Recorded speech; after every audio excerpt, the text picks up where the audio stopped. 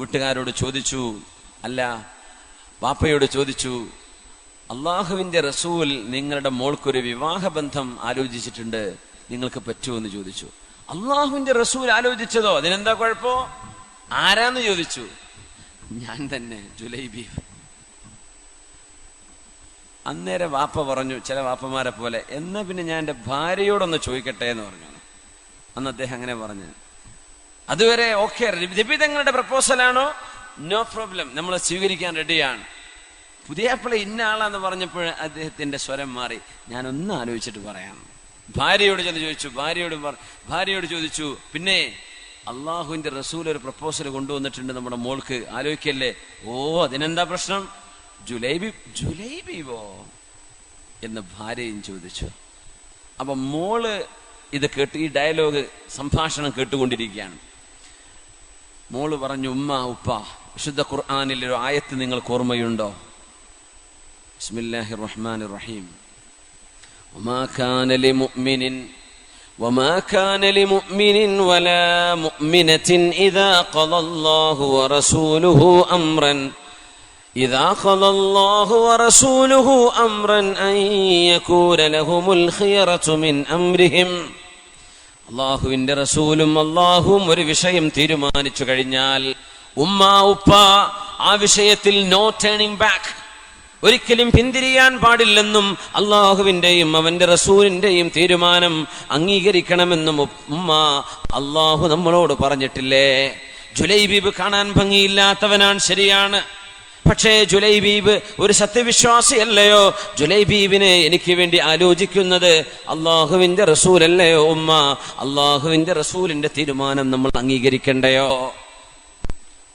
ആ ആയത്തിന്റെ പേരിലാണ് ആ മോൾക്ക് മാതാപിതാക്കളെ കൺവിൻസ് ചെയ്യാൻ പറ്റിയതെന്നാണ്. എന്നിട്ട് കല്യാണം കഴിച്ചു.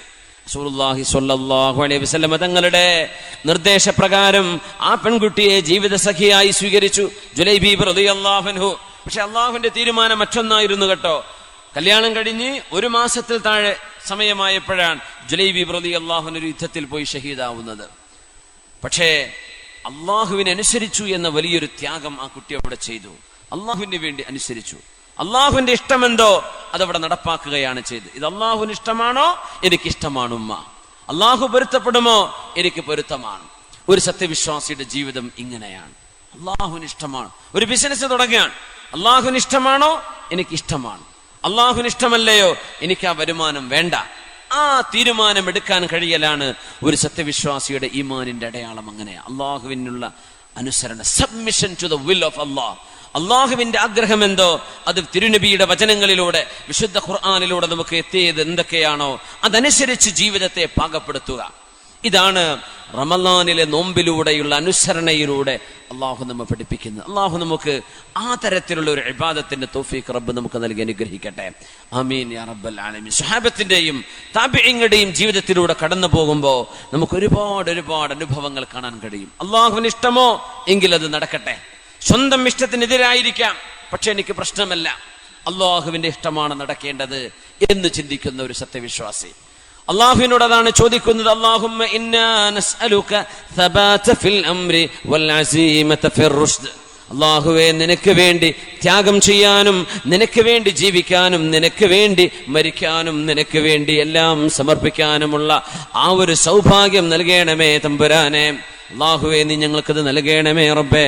റമളാനിന്റെ രാപ്പകലുകളിൽ എത്രയോ ആളുകൾക്ക് നരകമോചനം കൊടുക്കുന്ന ഈ സമയത്ത് അള്ളാഹുവേ, നരകമോചനത്തിന് സാധ്യമാകുന്ന ഒരു നല്ല ജീവിതം ഞങ്ങൾക്കും ഞങ്ങളുടെ മക്കൾക്ക് ഭാര്യ സന്തതികൾക്ക് നൽകണേ റബ്ബേ. പ്രത്യേകിച്ച് നമ്മുടെ യുവതികൾക്ക്, ചെറുപ്പക്കാരികൾക്ക്, പെൺകുട്ടികൾക്ക് അള്ളാഹുവേ വഴിതെറ്റിപ്പോവാതെ ഞങ്ങളുടെ മക്കളെയൊക്കെ നീ കാക്കണേ പടച്ചവനെ. അങ്ങനെയാണ് നമ്മുടെ മക്കൾ നന്നാവുന്നത് അള്ളാഹു നൽകുന്ന വലിയൊരു സൗഭാഗ്യമാണ്. ഈമാനിന്റെ പ്രകടമായ ഒരു അടയാളം നമ്മുടെ മക്കളിൽ നന്മ കാണലാണെന്നാണ്.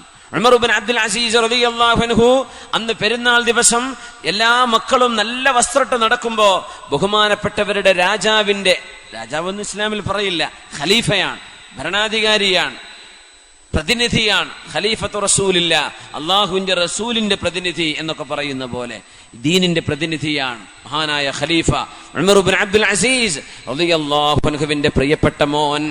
കീറിയ വസ്ത്രം ധരിച്ച് മുമ്പിലൂടെ നടന്നു വന്നപ്പോഴാണ് ബഹുമാനപ്പെട്ടവരെ കണ്ണിൽ നിന്ന് കണ്ണുനീര് വാർത്തത്. അപ്പൊ കുട്ടി ചോദിക്കുകയാണ്, 10-11 വയസ്സുള്ള മോൻ, വാപ്പ എന്തിനാ നിങ്ങൾ ഈ കരയുന്നത്?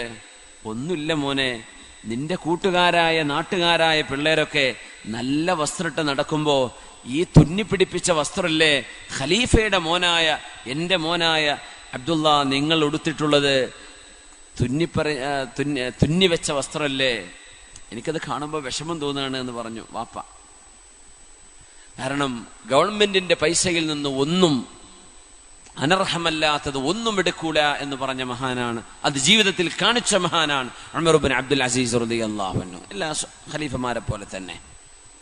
അപ്പൊ മോനൊരു വാക്ക് പറഞ്ഞു ഇങ്ങോട്ട് വാപ്പയോട്, ഉപ്പാ കരയെ, എന്റെ ഈ ഡ്രസ്സ് കണ്ടിട്ട് കരയെ. നല്ല പക്വമായൊരു വാക്ക് പറഞ്ഞു,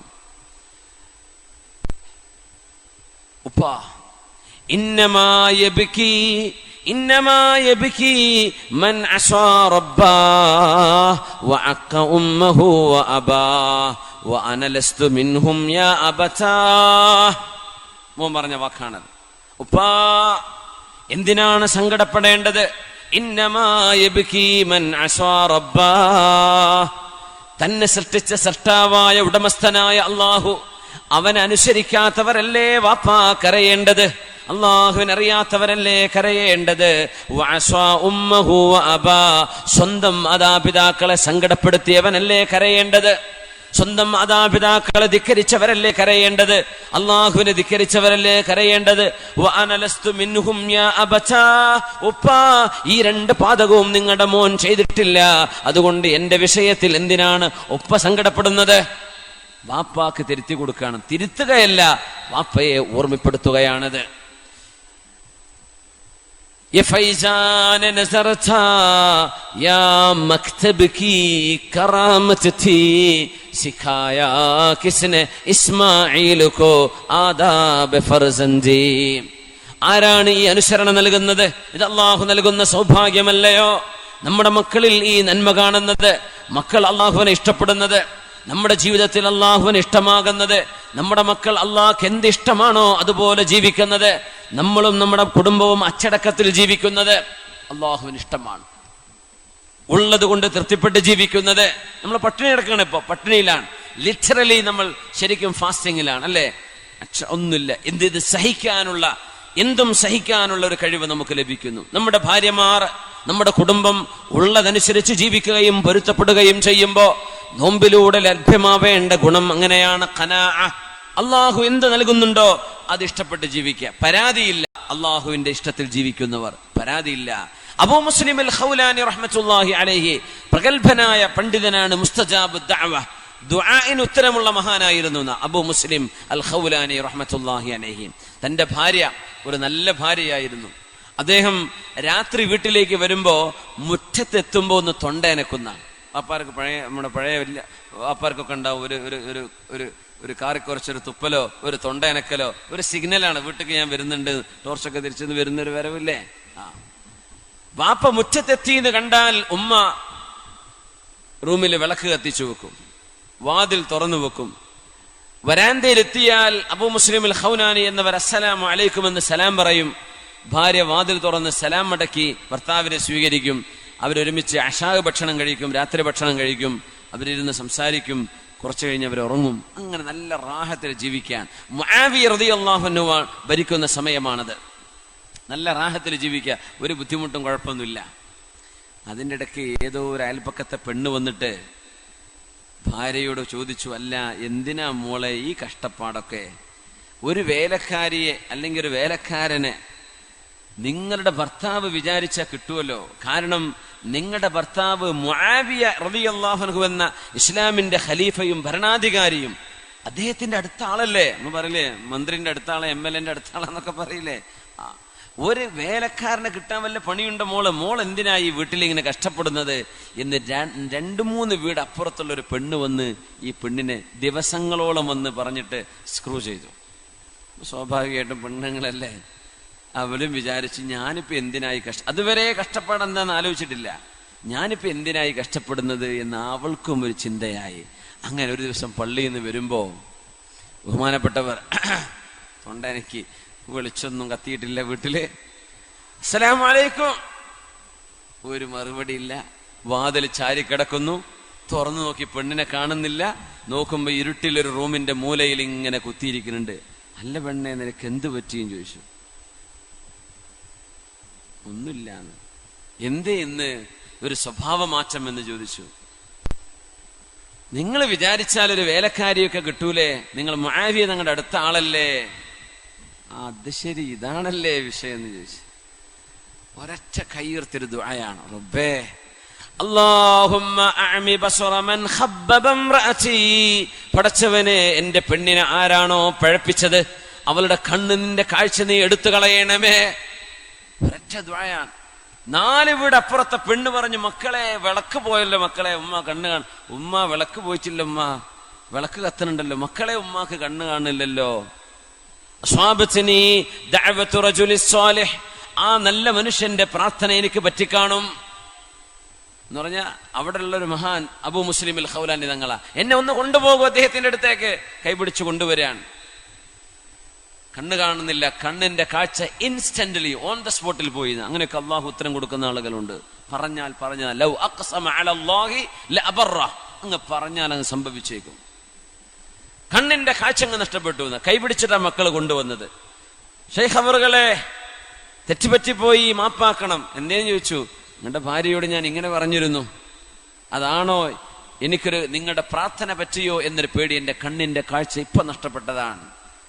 അദ്ദേഹം പറഞ്ഞു, നിങ്ങളാണല്ലേ പറഞ്ഞതെന്ന് ചോദിച്ചു. അതെ, ഞാനും എന്റെ ഭാര്യയും അള്ളാഹുവിനോട് ചോദിക്കുന്നത്, റബ്ബേ നീ എന്ത് നൽകുന്നുണ്ടോ അത് തൃപ്തിപ്പെട്ട് ജീവിക്കാൻ തൗഫീഖ് നൽകണേ എന്നാണ്. നീ എന്ത് തന്നുവോ അത് പൊരുത്തപ്പെട്ട് ജീവിക്കാൻ നീ തൗഫീഖ് താ എന്നാണ്. ഞങ്ങൾക്ക് ആഡംബരങ്ങളോ വലിയ വലിയ ആവശ്യങ്ങളോ ഒന്നും ഞങ്ങളുടെ ജീവിതത്തിലില്ല. ഉള്ളത് കൊണ്ട് പൊരുത്തപ്പെടുക. അള്ളാഹു ഇത്രയാ തന്നത്, അൽഹംദുലില്ലാ, അതിന് റബ്ബിനെ ശുക്ർ ചെയ്യുക. അതിന്റെ ഇടക്ക് വന്നാണോ ഞങ്ങളുടെ കുടുംബ ജീവിതത്തിൽ നീ അല്ലല്ലും വിഷമങ്ങൾ ഉണ്ടാക്കിയത്? എനിക്ക് മാപ്പാക്കി തരണം, എനിക്ക് മാപ്പ് തരണം, എനിക്ക് മാപ്പ് തരണം, എനിക്ക് മാപ്പ് തരണം എന്നവർ കരയാൻ തുടങ്ങി. മഹാനവറുകൾ പറഞ്ഞു, അല്ലാഹുവേ റുദ്ദ ബസ്വറഹ, അവളുടെ കണ്ണിന്റെ കാഴ്ച നീ തിരിച്ചു കൊടുക്കു പടച്ചവനെ എന്ന് ദുആ ചെയ്തു. ഓൺ ദ സ്പോട്ട് കണ്ണ് തുറന്നിട്ടാണ് പിന്നെ ആ മഹദി, ആ പെണ്ണ് അവിടെ നിന്ന് വീട്ടിൽ നിന്ന് ഇറങ്ങിപ്പോയത്. സുബ്ഹാനല്ലാഹ്, കണ്ണ് കാണാതെ വന്നു, കണ്ണ് കണ്ടുകൊണ്ട്